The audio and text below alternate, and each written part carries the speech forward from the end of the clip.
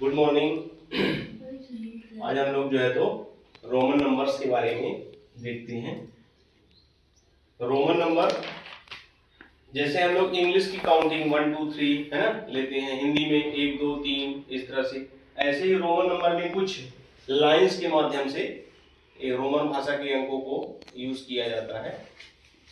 इसके ज्यादातर अंक प्रयोग नहीं होते हैं, लेकिन 1 से 20 तक ये कॉमनली यूज होते हैं बुक्स वगैरह में, कहीं पॉइंट वगैरह हाईलाइट करना है तो। और वैसे ही देखा जाए तो 1 से अगर 100 तक बन गया तो मान लो कि फिर लगभग पूरे रोमन नंबर बन गए।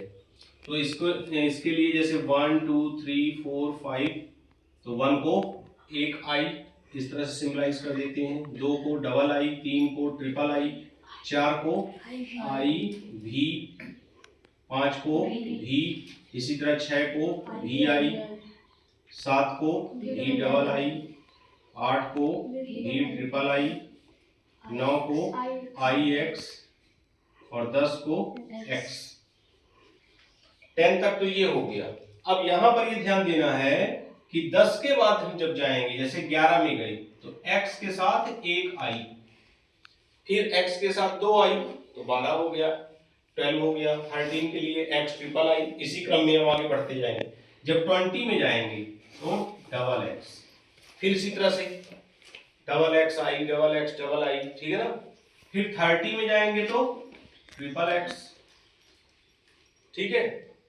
इसके बाद ये ध्यान देना है कि रोमन नंबर में कोई भी डिजिट 3 बार से ज्यादा रिपीट नहीं होता। इसका मतलब है कि 40 में हम 4x तो नहीं लिख सकते, ये ध्यान देना है। तो जैसे ही 39 गए, 39 तक तो आपका ट्रिपल x और आई x, ये हो गया 39। अब रिपीट 4 बार नहीं होना, तो ये ध्यान देना है कि पहले 50 मालूम हो, 50 को हम l लिखते हैं। तो अगर 50 को l लिखते हैं तो अगर यहाँ 40 को लिखेंगे तो l के पहले x कर दें। किसी भी सिंबल के पहले जो लिखा रहता है वो माइनस हो जाता है रोमन नंबर में, जो बाद में लिखा रहता है वो प्लस हो जाता है। तो यहाँ पर xl यानी 40, 50 के लिए l हो गया। अब 41 अगर लिखना है तो 41 के लिए यही xl में क्या कर देंगे, एक i, फिर 2 i कर देंगे तो 42, 43, इसी तरह से। अब 50 हो गया l।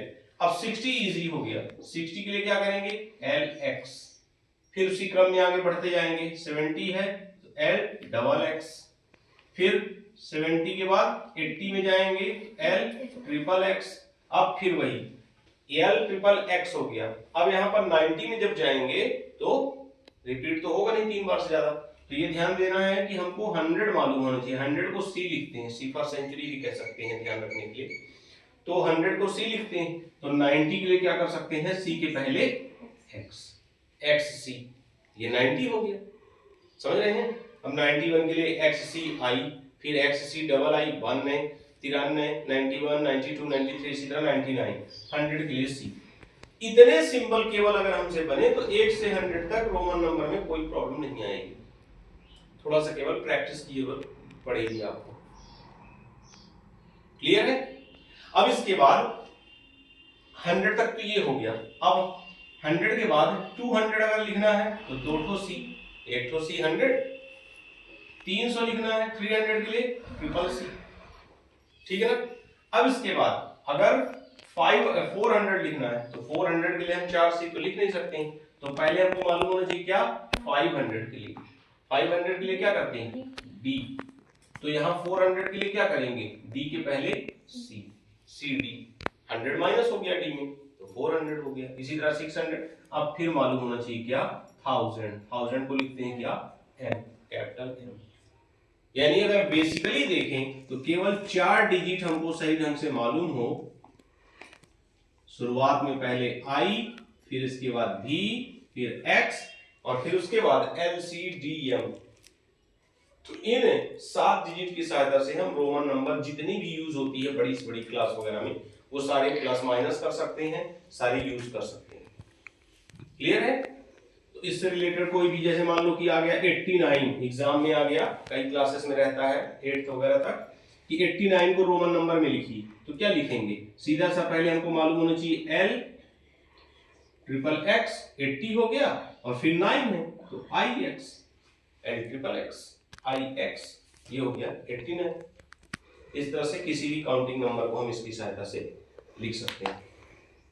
सो दोस्तों, होप करते हैं कि आप लोगों को जो है ये वीडियो पसंद आया होगा। प्लीज लाइक शेयर कमेंट करें और एक चैनल को सब्सक्राइब करें।